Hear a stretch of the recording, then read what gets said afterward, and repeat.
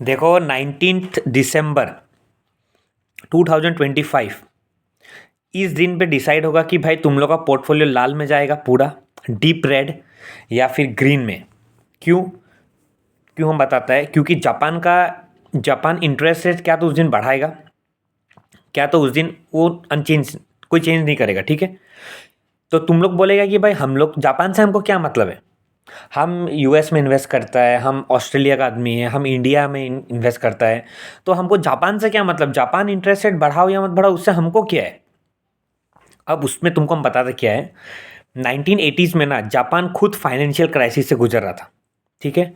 तो उस टाइम सब जापान का खत्म हो गया, रियल स्टेट लो, जो भी लो, रियल स्टेट मार्केट, मतलब जितना भी मार्केट था सब खत्म, बर्बाद।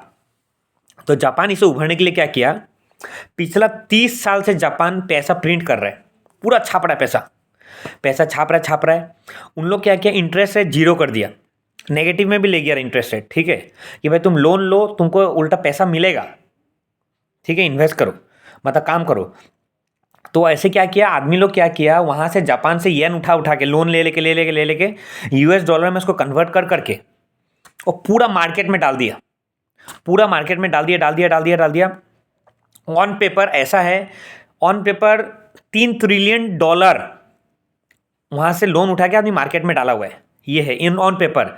लेकिन ऐसा बोला जाता है कि कम से कम $20 ट्रिलियन मार्केट में पैसा डाला हुआ है जापान का लेके, ठीक है, डॉलर में सोच लो, वो कन्वर्ट करके डाला हुआ है। तो इससे क्या होगा, 19 तारीख को जापान इंटरेस्ट रेट यदि इंक्रीज करता है तो वहाँ का आदमी लोग बोलेगा कि भाई हम बेकार का बाहर इन्वेस्ट करके रखा है, वो जो ईटीएफ में जितना भी है सब में, ये मार्केट में, वो हम इंटरेस्ट रेट जब इंक्रीज होगा तो वो खुद का वहीं ले जाएगा पैसा। तो अगर यदि जापान सोचो यदि वो विड्रॉल किया मार्केट से पैसा, विड्रॉ यदि मार्केट से पैसा करता है, तो तुम सोचो $3 ट्रिलियन मार्केट, जब जब जापान पास्ट में भी इंटरेस्ट रेट बढ़ाया है ना, तब तब बिटकॉइन 20% 25% गिरा है। अभी भी करेंटली भी करेंटली भी बिटकॉइन गिर रहा है, अभी भी मार्केट देखना खराब है पूरा सिचुएशन। इंडियन मार्केट ले लो, यूएस मार्केट ले लो, जो भी ले लो, क्योंकि 19 तारीख अभी तक आया नहीं है। जापान इंक्रीज करेगा कि नहीं वो अभी तक श्योर नहीं है इंटरेस्ट रेट, लेकिन मार्केट तो एंटीसिपेट पहले से करने लगता है ना। अगर जापान इंक्रीज नहीं करता है, अनचेंज रह जाता है, तब तो मार्केट वापस से रिकवरी फेज में चला जाना चाहिए। लेकिन यदि जापान इंटरेस्ट रेट इंक्रीज कर देता है तो मार्केट के लिए बहुत बुरा सिचुएशन रहने वाला आगे जाके। अभी 19 तारीख आया नहीं है, आज 17 ही है, तो 19 तारीख आने में 2 दिन है।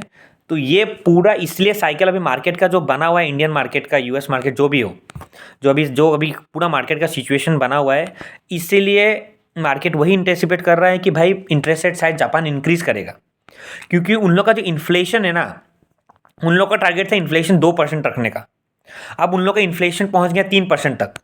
इसलिए जापान बोल रहा है अब इंटरेस्ट रेट हम लोग को इंक्रीज करना ही पड़ेगा, नहीं तो हम लोग खुद प्रॉब्लम में पहुंच जाएगा। तो इसीलिए ही मार्केट ऐसा व्यवहार कर रहा है। तो तुम लोग 19 तारीख का पहले इन्वेस्ट मत करो, एक बार 19 तक का वेट करो, जापान का वो जो न्यूज़ है उसको आने दो, उसका बाद मार्केट में एंटर करो। अगर यदि जापान इंटरेस्ट रेट बढ़ाता है तो मेरा हिसाब से मार्केट को गिरना चाहिए एज पर पास हिस्ट्री।